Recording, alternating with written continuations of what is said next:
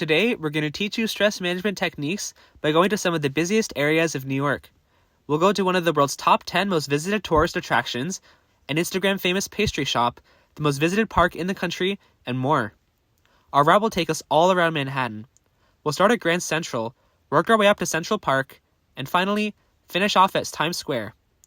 We'll show you a little bit about what stress management could look like, with tools such as cognitive reappraisal, breathing techniques, biophilia, all walks, and more.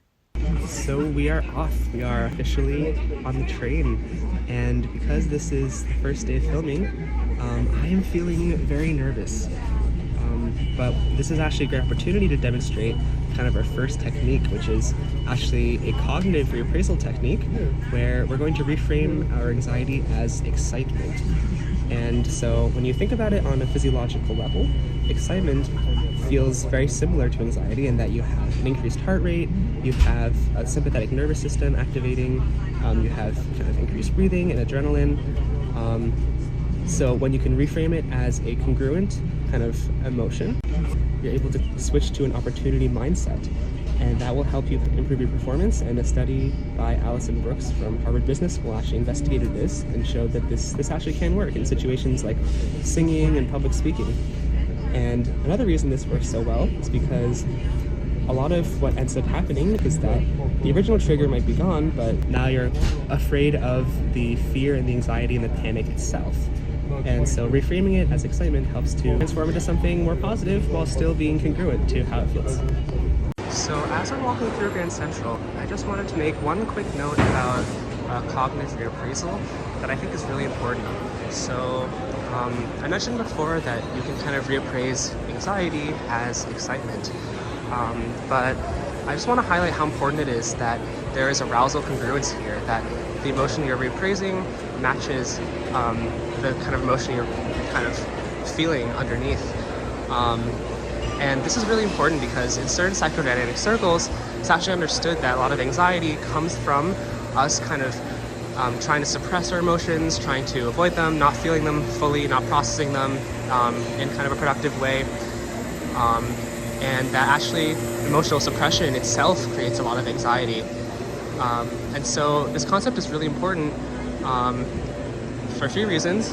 I think number one is that if there is anxiety, it's worth investigating if there is maybe some other sort of emotional blockage underneath.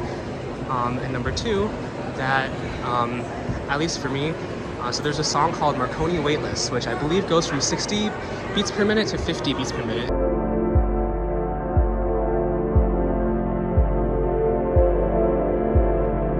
And it's supposed to be scientifically the most calming song, most relaxing song that was made just kind of in order to relax people. But I often find that that song actually has the opposite effect, where it makes me hyper aware of how anxious and aroused I am.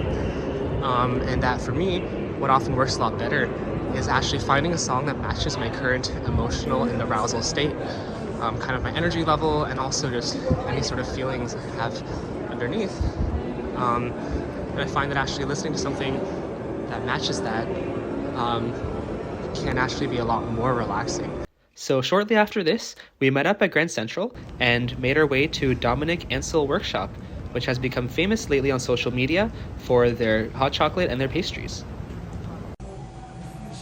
All right, so we want to speak to you a little bit about the link between temperature and warm tactile sensations and psychological warmth and safety.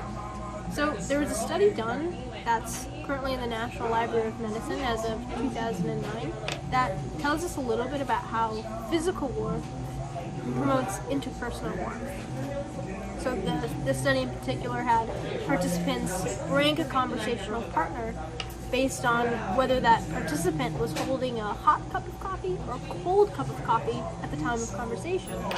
So overwhelmingly, the study saw that the participants with the hot cup of coffee thought their conversational partner more warm, generous, and caring.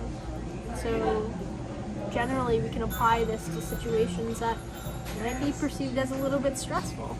Beforehand, you can tuck into a cup of coffee or maybe a hot tea or hot water. in order to just feel a sense of connection with other people. And then we went to Central Park. Come walk with us through the chilly Central Park as we talk a little bit about the biophilia hypothesis, which was popularized in the late 20th century by E.O. Wilson. So this is an interesting concept that's true to us as humans because we're living, breathing organisms. And biophilia suggests, and you can break it down etymologically, bio meaning life, philia meaning love or attraction to something, that we as humans are attracted to things that are also alive. That manifests really well in nature. So just to illustrate this biophilia hypothesis, there's no place better than Central Park. So we're here surrounded by trees, and you can't help but to have an affinity for the living beings and the magnificent presence of nature around you. So I'll speak to it's winter now, so you don't see a lot of it, but to the glimmers of green that are scattered around the park, the remnants of summer and maybe what will begin to become spring. There's this incredible effect of perceiving color on performance and perception. So in nature, when we perceive green as opposed to perceiving red or yellow, we actually have enhanced positive affect, decreased cognitive fatigue, and a plethora of other kind of well-being boosting side effects. So when you're out in nature, don't forget to remember that a love for nature and appreciation for all things green and alive, the same things that are innate to us, is accessible to you. And so remember the biophilia hypothesis. We made our way to the Natural History Museum. Welcome to the Natural History Museum in New York City. And while we stroll past this beautiful array of stones and minerals, I'm going to tell you a bit about awe. And come on. Firstly, the history of the word awe is derived from really the European Middle Ages, when a lot of texts describe acts of barbarity and terror as awful. Yet today, we describe acts of majesty or feelings of encountering that of which is greater than oneself as awesome. And so, what's amazing and what's awesome is that practicing awe, or finding ways to encounter awe in one's day-to-day life, connects to increased feelings of wellness, maybe more importantly, a greater sense of meaning and purpose in one's life. Specifically, it's Dacher Keltner's The Science of Awe, which gives us a working framework to think about awe, and definitely encourage to check it out. He talks about these 8 forms of awe, some of them being moral beauty, or nature, spirituality, music, visual design. We can see here that these are artifacts of nature and inspire awe in their own unique ways. My favorite form of awe is called collective effervescence, which is the feeling of being in a sea of people at a concert, or going on a ship for the first time and you see other people around you all saying ooh, ah, and all these things. So yeah, check it out and hope you enjoy these cool rocks.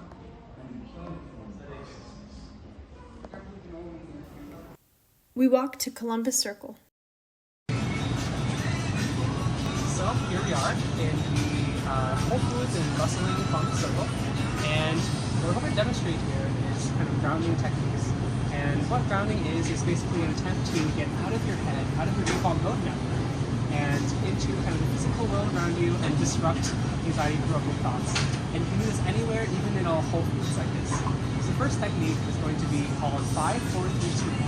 So you get 5 things you can see, 4 things that you can touch, 3 things you can hear, 2 things you can smell, and 1 you can taste. So let's try and start. So I see the blue of the silver. I see the reddish peach and how it's very matte, so it's very vibrant. Let's walk this way.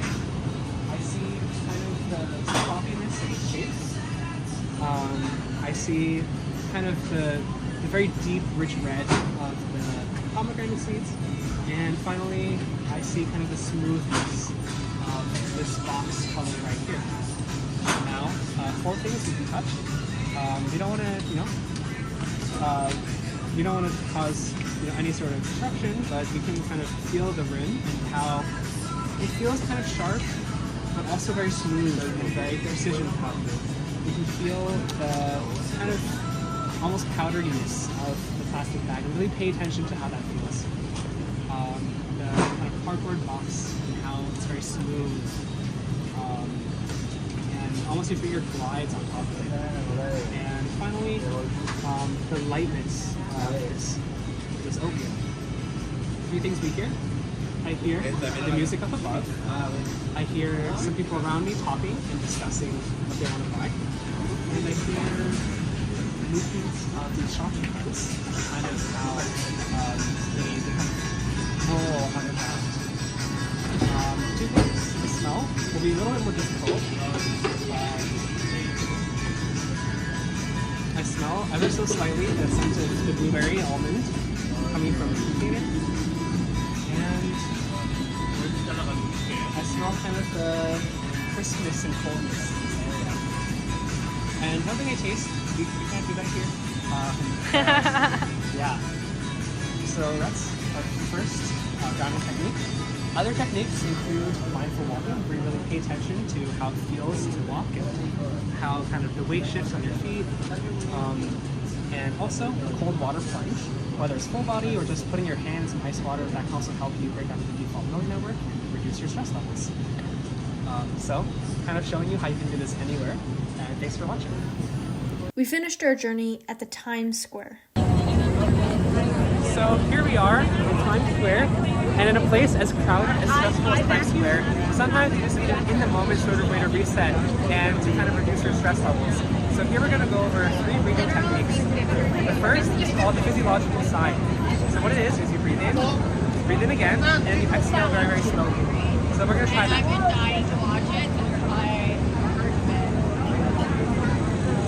If you do this repeatedly, this is known as cyclic sighing. And it helps to reset the vagus nerve and basically help you regain kind of a sense of calm and balance and activate the parasympathetic nervous system. Number 2 is going to be 4-7-8 breathing. So when you breathe in, your heart rate goes up a little bit. You breathe out, it slows down, and we're going to basically spend some time breathing in, hold it, and then spend a lot more time breathing out. So 4 seconds in, 7 seconds holding,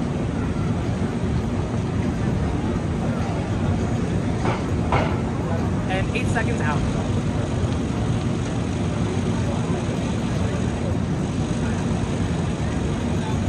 So if you repeat this, it'll help you slow down your heart rate kind of physiologically by having the diaphragm do most of the work in kind of pumping blood, or some of the work of pumping blood, sorry, and then help you slow down your heart naturally physically.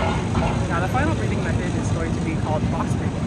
So you do 4 seconds in, 4 seconds holding, 4 seconds out, 4 seconds holding. So we're going to try that.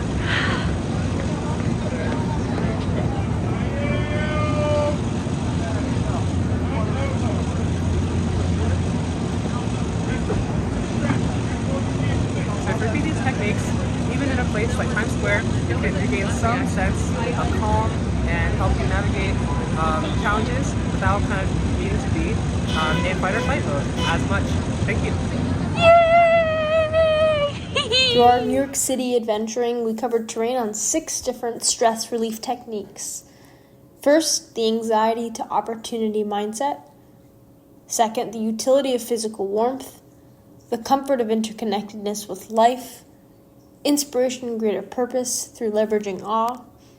And the last 2 being grounding and breathing techniques. Try out any number of these tactics to manage your well-being and better connect with the world around you. We hope you enjoyed our adventures, and please comment below with any questions you might have.